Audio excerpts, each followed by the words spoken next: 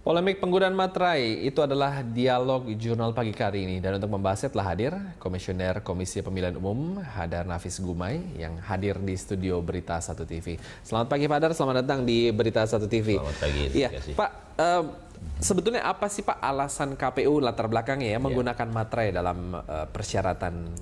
Ya, penggunaan materai sebetulnya bukan yang baru. Jadi setiap ada pendaftaran, proses di dalam pemilu kita, dalam pilkada kita, pasangan calon ya tersebut begitu dia menyerahkan pernyataan, keterangan dari dokumen yang diharuskan, di bagian bawah itu tanda tangan di atas materai sebagai pembuktian bahwa ini dokumen dalam hal pernyataan yang dibuat dari yang bersangkutan. Nah, demikian juga untuk dukungan yang dibuat. Nah, di dalam prosedur kami yang resmi dan form yang disediakan, itu ada namanya form B1 KWK, di mana form itu modelnya seperti ini. Ya. Jadi ada tabelnya, ini bisa digunakan secara kolektif.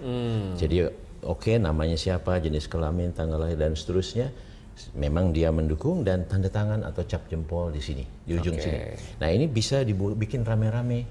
Nah, di bagian belakangnya itu bukan grup calonnya, tetapi bukan grup pendukung ini, tetapi yang harus membuat tanda tangan di atas materai itu adalah pasangan calonnya, yang kurang lebih menyatakan inilah dukungan-dukungan yang namanya seperti ini, daftar seperti ini, yang kami dapatkan di satu daerah. Nah, kira-kira begitu. Ini khusus untuk perorangan aja. Kalau yang dengan partai, mereka tidak perlu ada dukungan, kan? Tetapi dalam dokumen bahwa dia bertakwa kepada Tuhan Yang Maha Esa, semua pakai materai, ya, gitu. Nah, jadi ini sebetulnya sudah ada. Hanya saja kan dalam prakteknya ada pasangan-pasangan calon yang bekerja duluan dan tidak menunggu atau belum dalam tahapan resmi dari penyelenggara. Seperti sekarang ini. Kami sebetulnya belum mulai ini. Dari jadwal nanti baru mereka menyerahkan dukungan itu pada tanggal 3 Agustus sampai tanggal 7 Agustus untuk proses pemilihan pemilihan gubernur dan wakil gubernur. Ya. Nah, jadi sekarang ini ada yang gagas bikin sendiri pernyataannya, ya boleh. Ada yang membuat bikin kelompok, ya boleh. Formnya juga tidak mengikuti yang ini, ya boleh. Tetapi kemudian wajib memasukkan ke dalam ini nanti. Dan kalau dia sudah menyatakan sendiri, tidak perlu ada tanda tangannya lagi, tinggal dilampirkan saja. Nah, kira-kira begitu. Nah, form inilah yang harus sesungguhnya ditandatangani, dan itu terkait dengan bakal pasangan calonnya, bukan pendukung-pendukungnya. Nah, kemarin itu kemudian ada pertanyaan, kalau pendukung perlu enggak? Kalau sendiri atau kalau berkelompok bagaimana? Nah, jadi di pilkada yang sebelumnya itu tidak standar. Awalnya bagaimana Pak dulu? Ya sama seperti itu. Nah, begitu kami jelaskan, yang dibuat materai itu yang per kelompok saja. Kalau itu desa kelurahan saja. Nah, bagaimana dengan perorangan kalau buat? Boleh nggak? Tetap boleh. Pakai nggak? Nah, waktu itu belum ada aturannya, belum jelas. Nah, kami ingin tata ini sebetulnya. Nah, sehingga kami mengusulkan perubahan, kalau perorangan pun perlu materai. Nah, tetapi ini kan baru draft ya, yang belum juga matang betul, dan kami masih proses. Tujuannya kemarin uji publik mendapat masukan. Nah, setelah mendapat masukan, kelihatannya banyak yang tidak setuju, memberatkan dan seterusnya. Terus kami membahas kembali, mendiskusikannya betul. Dan akhirnya kami sudah simpulkan, tidak perlu kita teruskan kalau orang per orang itu. Jadi misalnya ada mendesain sendiri gitu, orang per orang, bikin seperti ini misalnya. Buat, silakan, nggak apa-apa. Nah, apakah ini perlu materai? Tidak perlu materai.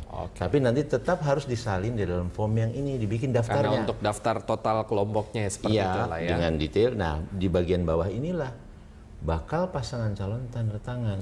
Sebetulnya dari segi peraturannya ini sudah berjalan dari tahun kapan sih Pak? Peraturan ini sudah kami terapkan. Ini di peraturan nomor 9 dibuat 2015 pada saat pilkada yang rombongan Desember yang lalu. Itu sudah diterapkan. Nah, tetapi memang belum jelas orang per orang perlu tidak. Nah, akhirnya kami mengusulkan di dalam draft perubahan, mari kita perlukan, kita pasang. Tetapi kemudian kan kami dapat banyak masukan. Nah, sehingga kami putuskan untuk per orang pernyataan tidak perlu diletakkan materai di sana. Jadi kurang lebih 1 tahun inilah ya peraturannya 2015 yang Bapak bilang tadi. Sebelumnya sudah ada namanya peraturan nomor 2 tahun 2012 untuk pilkada-pilkada sebelumnya. Oh, oke. Dan penggunaan materai di dalam form-form itu sudah diberlakukan. Kenapa baru diuji publiknya sekarang, Pak? Loh, kami di dalam membuat peraturan selalu punya prosedur, yaitu kita harus menjaring masukan. Nah, ini kan dalam rangka perubahan peraturannya. Sekarang ini kita mau pilkada kan, bulan Februari tahun 2017. Ya. Nah, banyak peraturan yang harus kami rapihkan lagi. Baik itu karena ada keputusan Mahkamah Konstitusi, baik itu karena peraturannya belum begitu jelas, baik itu mungkin ada yang salah kami buat, setelah kami terapkan kami kan evaluasi. Sehingga kami, ini harus diperbaiki dan ini harus dilengkapi. Nah, dalam rangka membuat peraturan, perubahan peraturan, kami selalu harus bertanya, mengecek kepada publik atau kepada pemangku kepentingan lainnya, ayo ada masukan atau enggak, menurut Anda seperti apa? Nah, jadi setiap ada kegiatan kami mau merubah peraturan, kami berkonsultasi. Nah, juga nanti termasuk kepada DPR dan pemerintah. Ya, karena ini untuk feedbacknya ya. Betul. Nah, mengenai penggunaan materai sendiri, sebetulnya itu nanti dibebankan ke pendukung atau balonnya tuh Pak, kalau kayak gitu berarti? Kepada bakal pasangan calonnya. Kepada bakal pasangan calonnya. Jadi seperti tadi, inilah daftar dan jumlah dengan data-datanya seperti ini, pendukung yang saya dapatkan di kelurahan ini, di desa ini. Nah, terus dokumennya terlampir, harus melampirkan fotokopi kan, fotokopi KTP atau KK atau paspor atau dokumen kependudukan lainnya, disusunlah itu. Nah, itu harus dibuat dalam bendel-bendel, ditata, ini untuk kelurahan ini untuk desa itu, dan seterusnya gitu. Jadi itulah yang diserahkan kepada kami pada saat masa penyerahan dukungan bakal calon perseorangan. Jadi satu materai itu khusus untuk satu desa atau satu kelurahan, dan itu nanti ditandatangani oleh pasangan calon itu tadi. Baik. Ya. Nah, mengenai materai ini sebetulnya kerat sekali dikaitkan dengan, kita tahu bahwa pilkada DKI Jakarta dengan calon independen, kita belum terlalu mendengar kalau daerah-daerah lain ada calon independen. Dari KPU sendiri menilai bagaimana? Apakah ini ada suatu perbenturan atau seperti apa, sengaja seperti itu? Kami tidak merasa dan bukan kami maksudkan.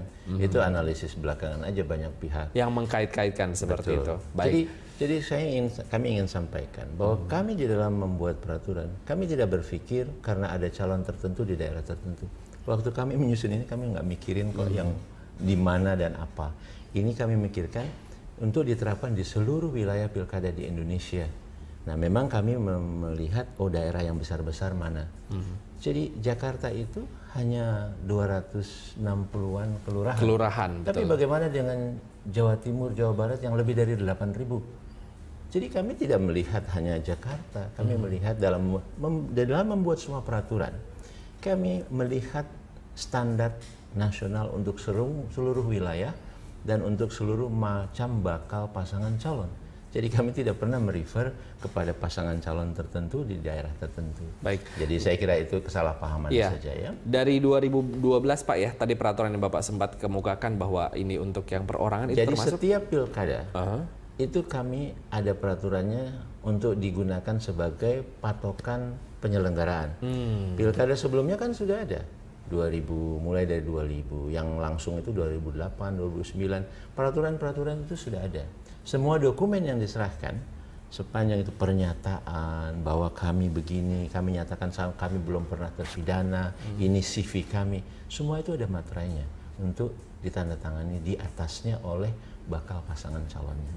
Dan peraturan itu ya karena ada perkembangan perubahan undang-undang, peraturan tentang pelaksanaan ini yang kami tugasnya untuk membuat dan semua patuh mematuhinya, itu kami buat hampir di setiap menjelang pilkada. Jadi 2012 ada, tentu sebelumnya juga udah ada. Sekarang untuk yang kemarin 2015 kami bikin juga yang namanya peraturan tentang pencalonan, peraturan nomor 9 tahun 2015. Nah, kami ke depan kami juga antisipasi apalagi yang harus kami perbaiki. Jadi celah-celahnya itu yang bisa ditambah dan ditambah. Dalam rangka membuat pilkada itu dapat dilaksanakan lebih baik. Sebetulnya itu tujuan kami. Nah, apakah nantinya ini bisa dianggap kalau misalnya di desa Jawa Timur misalnya ada berapa desa kurang lebih misalnya? Lebih dari 8 ribuan. 8.000 desa perlu materai seperti apakah termasuk pemborosan? Nanti akan kita bahas juga di segmen berikutnya. Tetap bersama kami pemirsa di Jurnal Pagi akan segera kembali.